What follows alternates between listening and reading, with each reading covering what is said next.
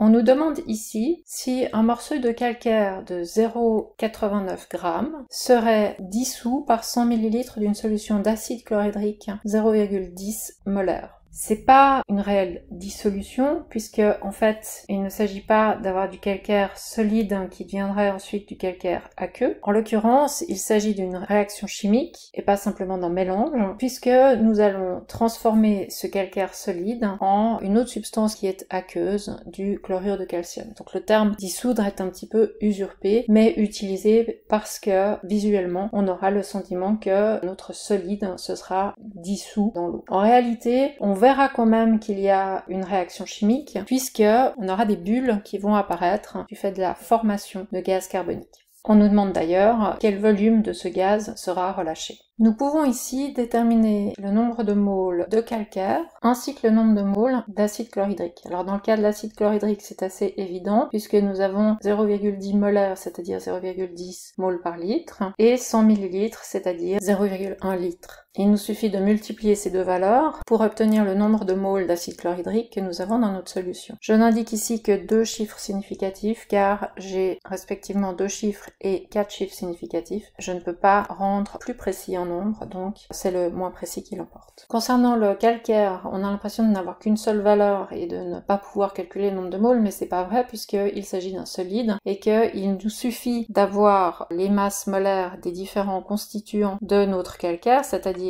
du calcium, du carbone et de l'oxygène pour pouvoir obtenir la masse molaire de ce composé. Il faut bien sûr que je tienne compte du fait qu'il y a 3 atomes d'oxygène dans la molécule, mais seulement un calcium et un oxygène, et je trouve une masse molaire pour le calcaire de 100,09 g par mole. Pour obtenir le nombre de moles, je divise la masse par la masse molaire. Mon résultat est également à 2 chiffres significatifs vu qu'ici il y en a 2 bien que là il y en ait 5, donc je devrais en réalité écrire 0,0089. Je vais malgré tout ne pas arrondir ici, de façon à garder le maximum de précision et à arrondir à la fin uniquement. On voit donc ici que nous avons 8,89 x 10-3 moles de CaCO3, ce que je peux aussi exprimer comme 0,89 x 10-2 moles de CaCO3, et en face 10-2 moles d'acide chlorhydrique. Or, si je vais regarder les coefficients stoichiométriques, je vois que je dois avoir un rapport de 1 pour 2. Les nombres que j'ai indiqués ici, c'est ce que j'ai dans mon expérience. La question qu'on va se poser maintenant, c'est combien me faudrait-il de l'autre substance pour faire la réaction? Eh bien, si j'ai 0,89 x 10-2 moles de CaCO3, il me faudrait le double d'acide chlorhydrique. Cela signifie que j'ai besoin de 1,8 x 10-2 moles d'acide chlorhydrique. Or, je n'en ai que 1 x 10-12. Je peux donc en déduire qu'il n'y a pas assez d'acide chlorhydrique.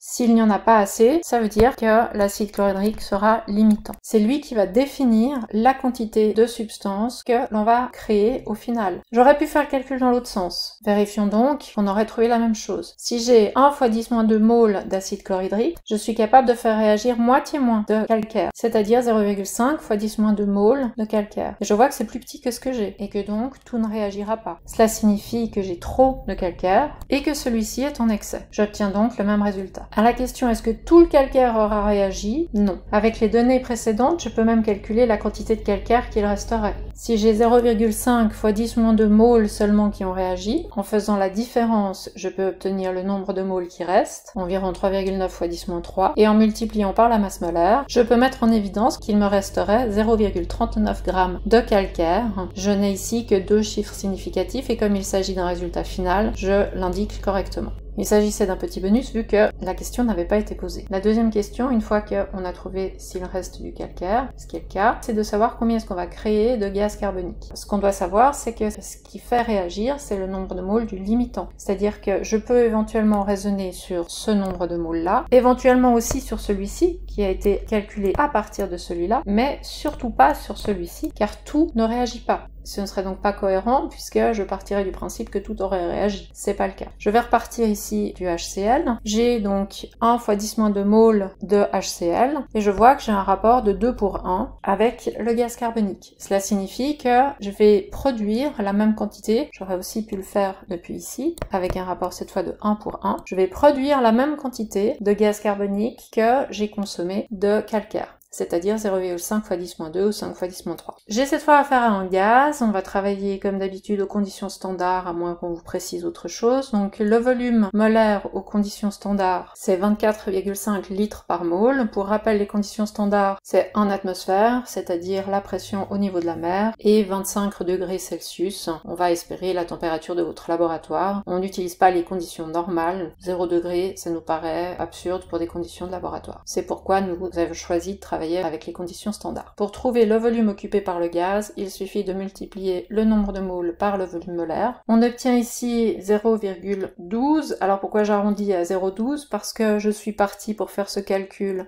d'ici avec deux chiffres significatifs, donc les 4 ici ne servaient à rien. Je l'ai pas écrit ici, mais en fait j'ai toujours deux chiffres significatifs, ici aussi, et puis c'est pour ça qu'ici au final je vais garder deux chiffres significatifs. 0,12 litres, cela correspond exprimé en millilitres à 120 millilitres. Je peux pas préciser 123 car le 3 ne serait pas significatif.